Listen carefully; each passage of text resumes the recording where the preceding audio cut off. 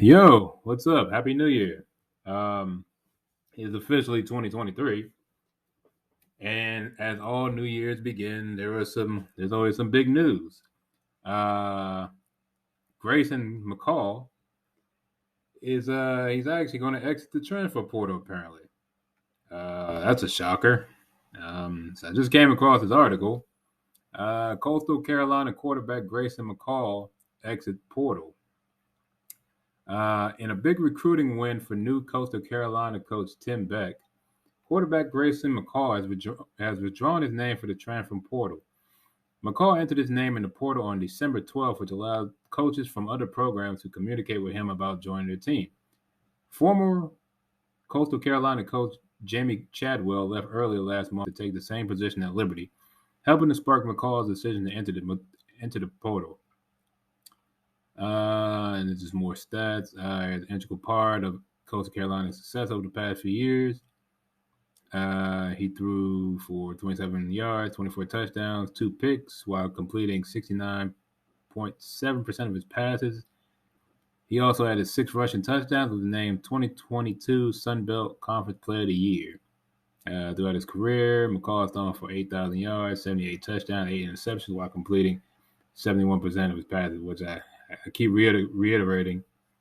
That is bonker numbers. Beck arrived from NC State, where he was the offensive coordinator and quarterbacks coach. With McCall withdrawing his name from the portal, it's one fewer position Beck will have to worry about for next season, as the other quarterbacks on the roster are redshirt freshmen and have very little experience. That's a very big deal for him. He's getting a new job, new team, new players, but at least he gets to keep the biggest part, his quarterback, who's been there for 3 years now. That's a big break for him in his first year. So there's another story here. This is from SI. I don't want to see this ad. Let's see. This is just more news. McCall is the 3-time reigning Sun Belt Player of the Year. Jesus Christ. The only player to win the conference award 3 times in the conference history. Well, he may mess around and win it the 4th time. McCall canceled a scheduled visit to Auburn the weekend before Christmas. On Tuesday, playing what at the time was thought to be his last game in the Coastal Carolina uniform. Yeah, that was the injury. Well, I was talking about he got injured in that game. Upper body injury. Sure. Let's call it that. Upper body injury. Sure. The Indian Trail, North Carolina native was repeatedly banged up in 2022. As Coastal Carolina's regressed slightly to a 9-4 legend. Yeah, I mean from 11-1 it's 9-4. High ankle sprain cost McCall November games against Southern Miss and James Madison, the latter which the Chanticleers lost 47-7. Yeesh. McCall is most closely associated by the wider college football world with Coastal Carolina's 11-1 season in 2020 during the COVID-19 pandemic. That year, he threw for 26 touchdowns against 3 interceptions as the Chanticleers rose as high as number 9 AP polls in their 3rd FBS. Yeah, that's when they really blew up. I didn't. Did they have a regular schedule in 2020? Because they played 11 games. I mean, they played 12 games. I mean, I remember, I guess they started earlier before everyone else. I don't know. That was a weird time. They had, I think some of the conferences played 6-7 game seasons. I think some of the teams, the SWAC in 2021, they played in the spring. There was a lot of weird football going on in that 8-month period. A lot of weird, unusual stuff in that 6 to 8 months. But yeah. So that's some more transfer portal. I told y'all, man, there's some transfer portal news every day. Like I said, I was looking for something. I wanted to make a video about something today. I don't really care about it. I'm done with the NFL, man. The Commanders lost, so they're out. Brady won. He won the division again. What else? Green Bay smack the Vikings, which I saw that coming. So they'll mess around and get in the playoffs. I'm happy for Detroit and Jacksonville. They got a chance to get in. Actually, Jacksonville has a chance to win the division next week. I think they play the Titans. They'll win that game. The Tennessee is a mess. What else? Kansas City is one step closer to the number one seed. Now it all depends on the Bills. The Bills got to play, I think, Monday and then next week. So if the Bills win out, they'll win the division. I mean, they'll win the number one seed. What else? Giants clinched. Eagles lost. Now I'm not totally shocked because they still have what's his name, Minshew in.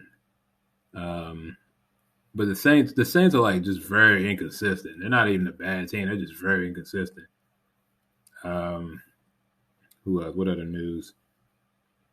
Chargers won big, I think. The Raiders can't have nothing nice. They lost the game they had to win because they were still mathematically in the playoffs. But so much stuff they had to win out, and it was like this weird.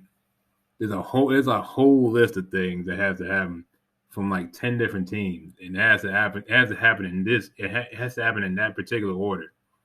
It doesn't even matter if they win out. Yeah, the Dolphins are falling apart. Apparently, Bridgewater got hurt again. That guy, oh man, I feel bad for them. Teddy Bridgewater can't catch a break. I am happy for Seattle. Seattle won, so Geno Smith is possibly a little closer to getting in the playoffs. We'll see. Because I think what NFC West is so 49ers won today. They beat Oakland. Who was in the West? Rams and Cardinals. They've been done for weeks. So I mean the what you call it, the Seahawks could slide in at the wild card. Just depends on what they most likely got to win next week, and then some stuff has to happen. But they still have a shot to get in. So I'm happy about that. I'm happy for Gino. I want to see him thriving and prove what he can do. Prove that there was a reason why they drafted him so high when he went to the Jets. So I want to see that happen. Yeah, that's all the football news. I think there's a game that's coming on now, Sunday Night Football. I might watch a little bit of that. Other than that, I'm pretty much done, man. This should have been the last week of football, but we got 17 games now for some reason. So yeah, next week will be the last week, and then the week after we'll have the playoffs. So it's gonna be getting into some interesting football going down the stretch at least. National championship game. Both national championship games are next week. You got the FCS championship next week. I think that's Sunday, and then the FBS championship on Monday night.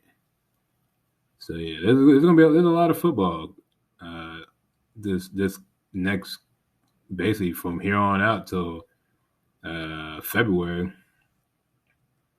There's a lot of meaningful football games. So yeah, I'm excited for that. I'm done for today. I just want to watch the game and be done. I don't really want to unless something silly happens, unless something crazy happens.